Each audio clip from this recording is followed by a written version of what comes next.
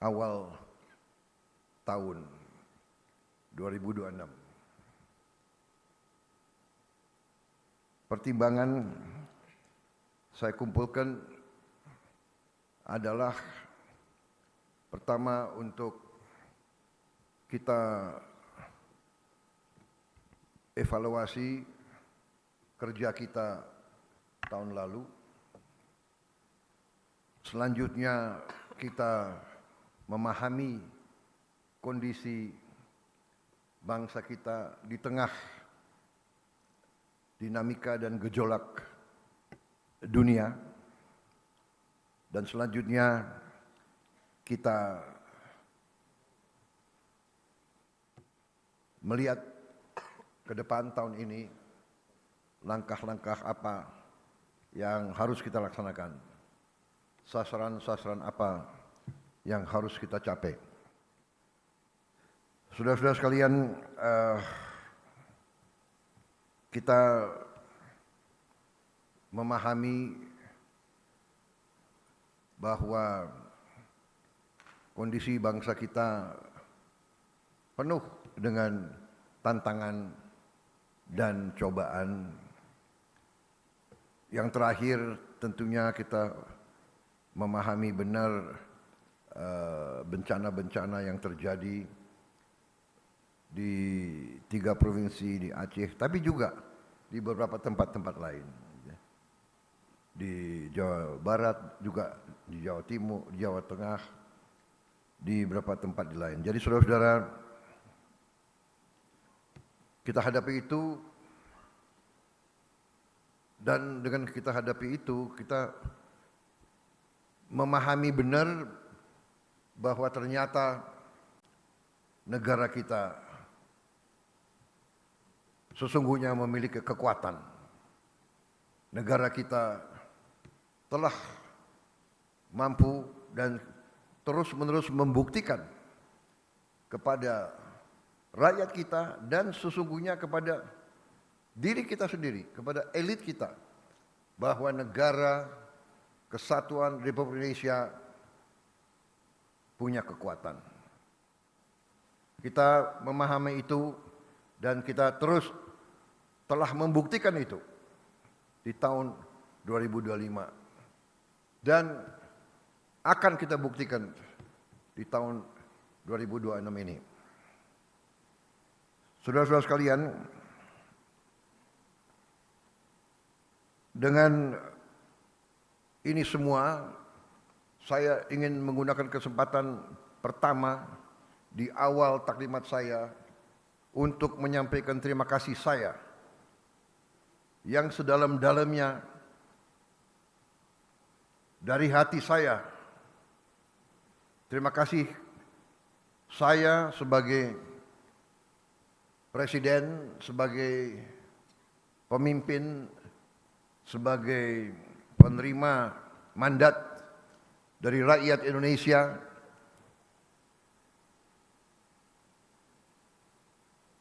sebagai boleh dikatakan nahkoda. Saya ingin menyampaikan terima kasih kepada pembantu-pembantu saya yang paling inti, saudara-saudara, para Menko, para menteri, para kepala badan, wakil kepala badan, pejabat-pejabat lembaga-lembaga tinggi negara yang sangat penting, Panglima TNI, Kapolri, Jaksa Agung, dengan fakta, facts on the ground, yang bisa diukur, bisa dipegang, bisa dilihat. Dengan demikian, saya menyampaikan penghargaan kepada saudara-saudara sekalian. Tidak mungkin saya sebagai presiden bisa melaporkan hal ini kepada bangsa tanpa kerja keras saudara-saudara semuanya. Saudara-saudara, walaupun mungkin tidak terlalu sering saya kumpulkan saudara-saudara. Saudara-saudara telah bekerja dengan penuh inisiatif, dengan penuh pemahaman, keberanian, karena saudara-saudara mengambil keputusan, mengambil inisiatif itu membutuhkan keberanian. Yang paling aman, paling gampang tidak berbuat apa-apa atau menunggu petunjuk. Tetapi pemimpin sejati, pemimpin sebenarnya adalah mereka yang memahami strategi besar, memahami tujuan, memahami direktif pemimpin, sehingga yang dipahami adalah arah besar, adalah petunjuk umum. Bukan tiap keputusan harus menunggu petunjuk atasan. Jadi saudara-saudara, apa yang kita telah capai menurut saya sangat membanggakan. Salah satu landasan pertama dari strategi transformasi bangsa yang saya canangkan, yang saya tawarkan kepada rakyat sewaktu saya dan saudara Gibran mencalonkan diri sebagai presiden dan wakil presiden, kita maju ke hadapan rakyat dengan sesuatu strategi tertulis, strategi terukur, strategi melalui kajian puluhan tahun, strategi yang kita yakini, yang kita sebut strategi transformasi bangsa, di mana esensinya adalah yang pertama, bangsa Indonesia harus mandiri, bangsa Indonesia harus berdiri di atas kaki kita sendiri, dan di situ elemen utamanya adalah swasembada pangan. Tidak ada bangsa yang merdeka bila mana bangsa itu tidak bisa menjamin makan untuk rakyatnya. Dan awalnya adalah swasembada beras, karena beras adalah makanan pokok kita.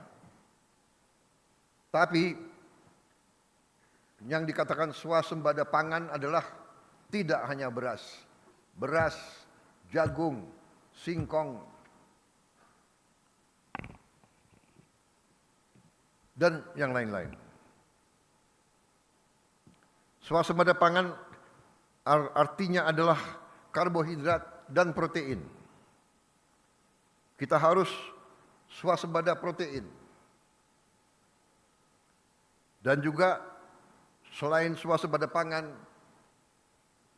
dasar selanjutnya adalah swasembada energi.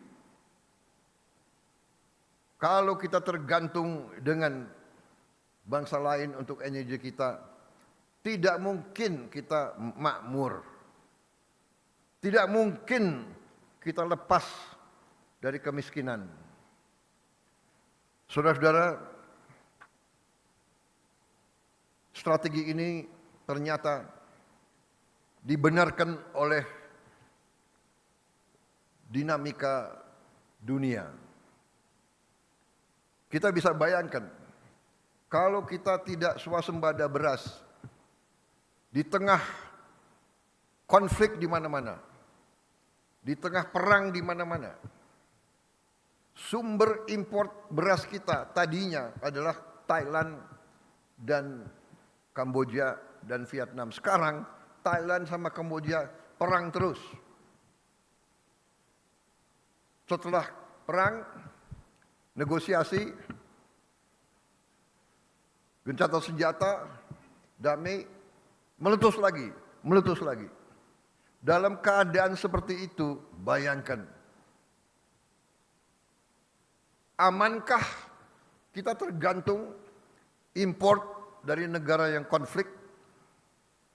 Salah satu sumber makanan kita juga dari India. India perang sama Pakistan. Saudara-saudara, kita juga pernah mengalami COVID. Semua negara pengekspor makanan menutup. Kita tidak bisa import walaupun kita punya uang. Dan import berarti devisa kita keluar. Jadi saudara-saudara, pangan dan energi harus kita mandiri. Harus kita mandiri. Alhamdulillah, target yang saya berikan kepada tim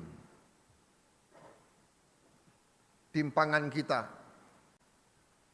saya berikan target waktu awal pemerintahan yang saya pimpin adalah 4 tahun untuk swasembada pangan.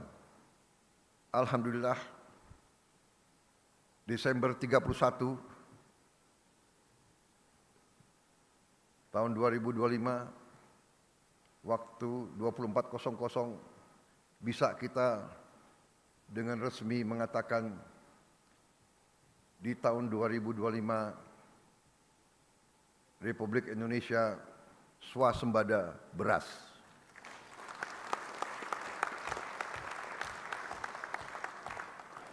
Dan saya juga cukup merasa besar hati, bangga bahwa hari ini cadangan beras kita di gudang-gudang pemerintah Indonesia adalah yang tertinggi selama sejarah berdirinya Republik Indonesia.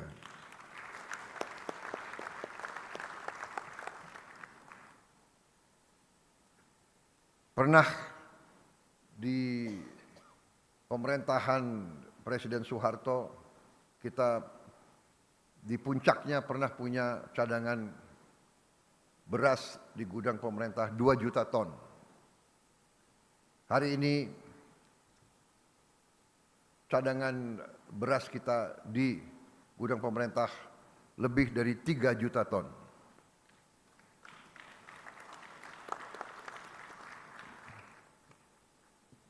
Tertinggi sepanjang sejarah Republik Indonesia. Ini saya kira adalah akibat kerja keras semua unsur.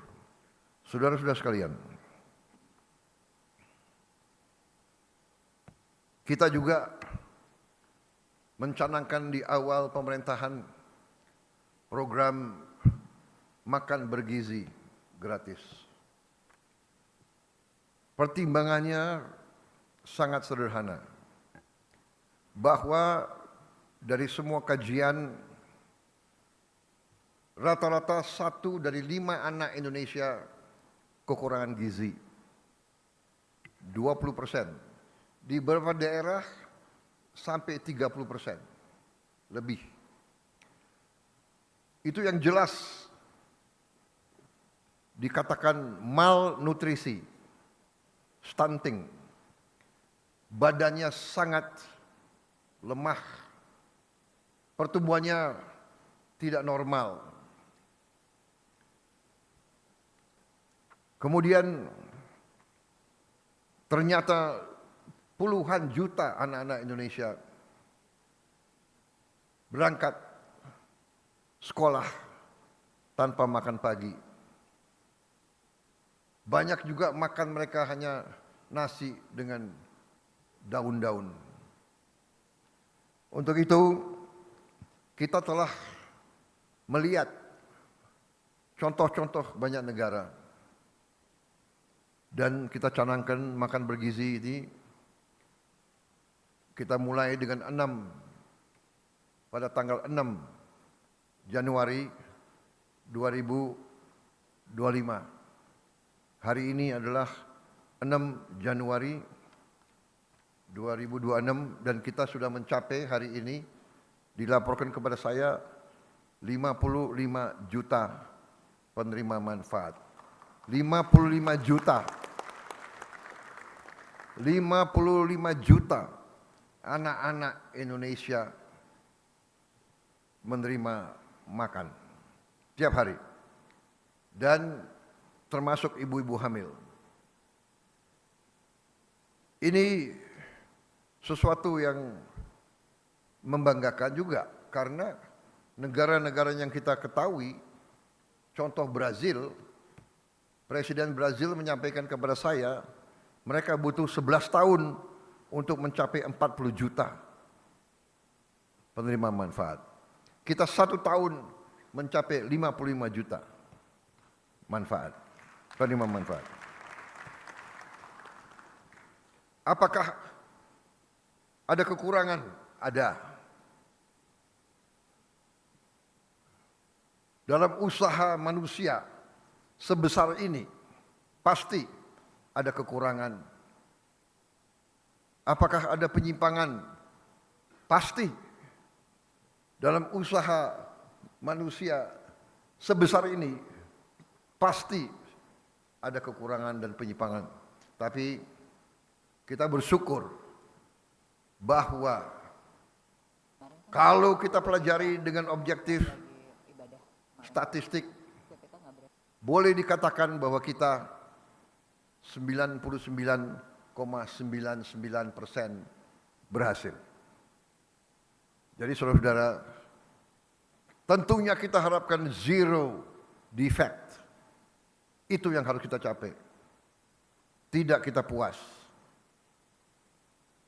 dengan kekurangan 0,00 sekian, itu pun bagi kita sesuatu yang harus kita atasi, dan alhamdulillah kita sudah mengatasi dan kita sedang atasi terus. Langkah demi langkah, pengawasan demi pengawasan, langkah-langkah pengamanan terus kita lakukan. Tapi intinya adalah bahwa kita intervensi. Saya ingat kata-kata pendahulu-pendahulu kita. Salah satu ucapan Bung Karno, "The hungry stomach cannot wait." Perut yang lapar tidak bisa tunggu. Pemimpin yang bertanggung jawab, pemimpin yang punya hati, pemimpin yang punya kepedulian, harus bekerja keras untuk menghilangkan kelaparan dan kemiskinan. Ini tugas yang kita emban, tugas mulia, dan alhamdulillah kita penuh keyakinan. Kita buktikan. Saya sangat yakin, walaupun begitu banyak pakar yang mengejek saya dan tim saya, menyinyir. Mereka katakan MBG pasti gagal. Tapi kita buktikan kepada mereka, MBG berhasil. MBG dinantikan oleh semua rakyat. Bahkan sekarang saya repot, saya sedih kalau saya ke daerah-daerah, anak-anak panggil saya, teriak saya, "Pak, kapan kami terima MBG?" Dan kita lihat video klip bagaimana kendaraan MBG datang, rakyat menunggu, menyambut. Ya Allah, udah nanti anak ini, ya Allah.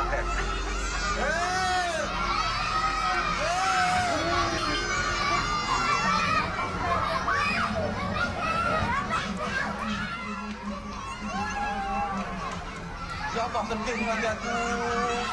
Ya Allah. Oh, ya Allah. Ya Allah.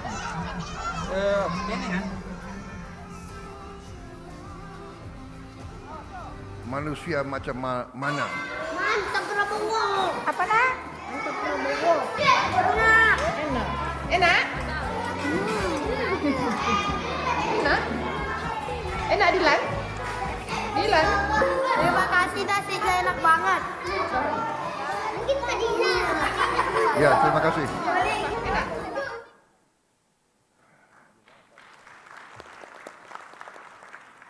Saya tidak paham manusia macam mana yang tidak tergerak hatinya melihat anak-anak seperti itu. Saya tidak paham. Hei orang-orang pintar, hei orang-orang pintar yang ngejek, lihatlah dengan mata dan hatimu rakyat kita, anak-anak itu. Saudara-saudara, percaya kita berada di jalan yang benar, di jalan membela keadilan, di jalan memberantas kemiskinan, di jalan menghilangkan kelaparan. Kita berada di jalan yang bersih, yang suci. Kita berada di jalan yang diridhoi oleh Tuhan Maha Kuasa. Jangan ragu-ragu. Saudara-saudara, kita buktikan. Kalau niat kita bersih, niat kita tidak mencuri uang rakyat, kita berbuat untuk kepentingan rakyat, kepentingan bangsa kita, keselamatan bangsa kita, kita tidak perlu ragu-ragu. Kita tidak perlu sedikit pun gentar. Dan saudara-saudara, kita pasti dimaki, kita pasti difitnah. Karena banyak kekuatan, tidak hanya di negara kita, banyak kekuatan memang berada di pihak yang senang di alam penuh korupsi, penuh penyelewengan, penuh penipuan. Mereka ingin kaya di atas penderitaan rakyat kecil. Jadi kita siap. Kalau kita dihantam, kita difitnah, kita diejek, terima itu sebagai kebanggaan. Kalau orang jahat mengejek kita, berarti kita benar dan kita harus terus melaksanakan dan membela kebenaran. Saudara-saudara, banyak sekali yang kita akan review, tapi saya kira taklimat yang selanjutnya sebaiknya kawan-kawan media kita istirahat dulu. Kalau perlu mungkin makan dan minum kopi sambil saya memberi petunjuk-petunjuk yang lebih rinci.